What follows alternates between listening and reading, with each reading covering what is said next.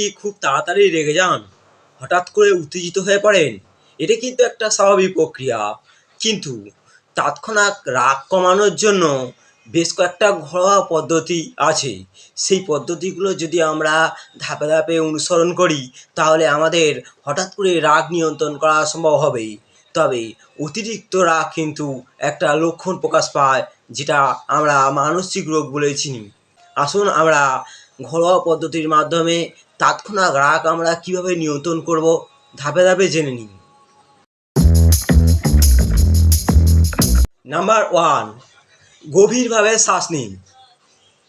আপনি রেগে গিয়েছেন? তাহলে গভীরভাবে শ্বাস নিন এবং ধীরে ধীরে ত্যাগ করতে থাকুন। এইভাবেই 5-6 বার করতে থাকুন। অনেকটা সময় পেয়ে যাবেন, আপনার মস্তিষ্ক ধীরে ধীরে শান্ত হয়ে যাবে এবং আপনার স্নায়ুগুলো সতেজ হয়ে যাবে। দেখবে আপনি আর রেগে যাচ্ছেন না, অনেকটা শান্ত হয়ে গিয়েছেন।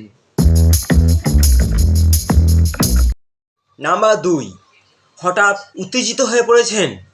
এখন আপনি একটা বিশেষ পদ্ধতি অবলম্বন করুন। 1 থেকে 10 পর্যন্ত উল্টো দিক থেকে গুনতে থাকুন। যেমন 9, 8, 7, 6, 5, 4, 3, 2, 1। এইভাবেই আপনি গুনতে থাকুন। অনেকটা সময় আপনি পাবেন, আপনার মস্তিষ্ক থেকে ধীরে ধীরে রাগ কমতে থাকবে এবং স্বাভাবিক অবস্থায় ফিরে যেতে আপনাকে সাহায্য করবে। নাম্বার 3, 1 গ্লাস ঠান্ডা জল পান করুন। যখন উত্তেজিত হয়ে উঠবেন, তখন 1 গ্লাস ঠান্ডা পানীয় জল ধীরে ধীরে পান করতে থাকবেন। এই যে পান করার সময় আপনার আস্তে আস্তে শরীরটা শীতল হয়ে যাবে এবং আপনার মনোযোগ আস্তে আস্তে অন্যদিকে চলে যাবে, ফলে আপনার রাগ ধীরে ধীরে কমতে থাকবে। তাই এই পানীয় জলটি ধীরে ধীরে পান করবেন, দেখবেন আপনি স্বাভাবিক অবস্থায় ফিরে এসেছেন। নাম্বার 4, স্থান ত্যাগ করুন।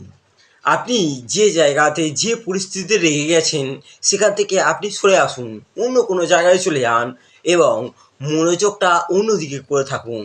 ধীরে ধীরে দেখবেন আপনার এই রাগ আস্তে আস্তে কমতে থাকবে এবং আপনি সেই স্থানে চলে গিয়েছেন, সেখানে গিয়ে অন্য কাজে মনোযোগ দিন, দেখবেন আপনার রাগ আস্তে আস্তে কমে যাবে।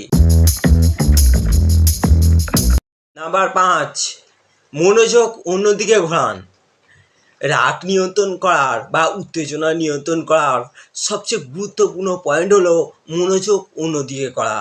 এই মনোযোগ অন্যদিকে করার ক্ষমতা যার যত বেশি, রাগ নিয়ন্ত্রণ করার ক্ষমতা তার তত বেশি। তাই মনোযোগকে অন্যদিকে নিয়ে যাওয়া, এই মনোযোগকে অন্যদিকে নিয়ে যাওয়া কাজটা এতটা সহজ না যতটা আমরা মনে করি।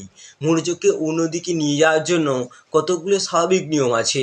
যেমন আপনি যে গানটা পছন্দ করেন সেই ধরনের গান শুনতে পারেন, অথবা আপনি ভিডিও গেম বা কোনো কিছু খেলা খেলতে পারেন, অথবা কোনো মুভি বা ভালো ভালো জিনিস যেগুলো আপনার পছন্দ হয় সেগুলো দেখতে পারেন।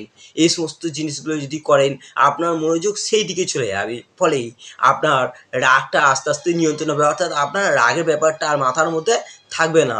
তখন আপনি স্বাভাবিক অবস্থায় ফিরে আসতে পারবেন। কিন্তু একটা কথা মনে রাখবেন, আপনার রাগ যদি মাত্রা অতিরিক্ত হয়ে যায়, তাহলে আপনি অবশ্যই ঘরে বসে না থেকে একজন মনোবিজ্ঞানীর সঙ্গে যোগাযোগ করবেন। আপনার মানসিক সমস্যা তৈরি হতে পারে।